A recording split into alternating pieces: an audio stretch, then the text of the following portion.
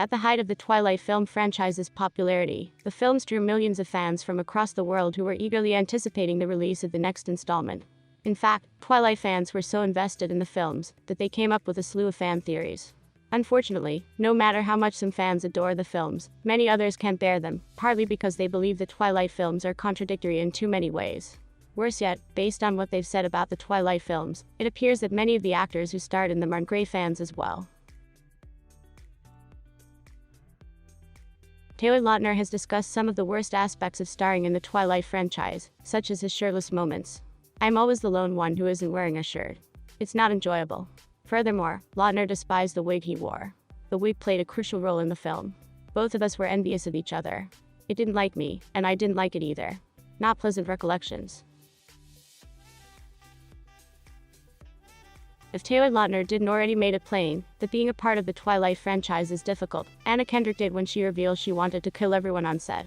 Kendrick also claimed that filming the Twilight movie was a painful experience for him. "There was something about it that reminded me of when you go through a traumatic incident. You image people who survive a hostage situation, and you become inextricably linked." When the Twilight movies first came out and became a sensation, it was evident that the teenage love triangle at their center was a big part of why they were so popular. As a result, many Twilight fans were middle-aged women, which was shocking. It came as no surprise to one Twilight actor, Elizabeth REASER, who thought it was wrong that so many middle-aged women fawned over the film's male leads. "When much older girls would question me about Taylor's figure, he was just 16 and still a boy. It was just completely out of place." Twilight actress KELLAN LUTZ was interviewed for a publication called Document Journal in 2012. Before deciding to star in the Twilight saga, New Moon, Lutz was extremely clear about his dislike for the script during the subsequent conversation. "The script didn't appeal to me. How terrifying would a shimmering vampire be? It just doesn't add up." Rami Malek's career was still on the rise when he accepted to feature in the Twilight saga, Breaking Dawn, Part 2. Malek, on the other hand, is now an Oscar-winning actor who is well-liked in the industry. Perhaps that's why he's at ease criticizing a particularly memorable and cringe-worthy Twilight scene. "It's hilarious when Edward can smell Bella in that chemistry class," says one fan. When Kristen Stewart spoke to Interview in 2015, she admitted she understood Twilight detractors, but she doesn't agree with them. "Anybody who wants to talk to you about Twilight, I absolutely get that, but there's something there that I'm constantly, and to this day, being proud of." When Stewart appeared on The Graham Norton Show, she criticized the personal sequences in the Twilight saga, Breaking Dawn, Part 2.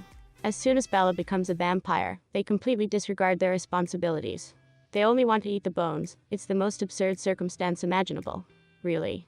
Have you recently given birth to a child?" "Really? Yes, but this is fantastic. I'm all glitz and glam."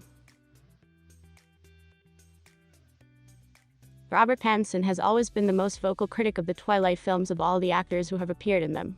With that in mind, it's not unexpected that Pattinson has critiqued the books upon which the films are based. "When I first read it, I was convinced Stephanie believed she was Bella, and it felt like a book that shouldn't have been published. It felt like I was reading a sexual fantasy, especially because she mentioned it was inspired by a dream. Some aspects of Edward are so distinct that I was persuaded, as in, this woman is insane. She's utterly insane, and she's madly in love with her own invention. And reading this would make you feel uneasy at times." In a 2020 interview with Variety, Robert Pattinson confessed that he finds it surprising that people adore Twilight at all. "Twilight, it's a strange story. It's not just it's strange how enthusiastically people reacted to it. I suppose the books are romantic, but not in the same way that the Notebook is romantic."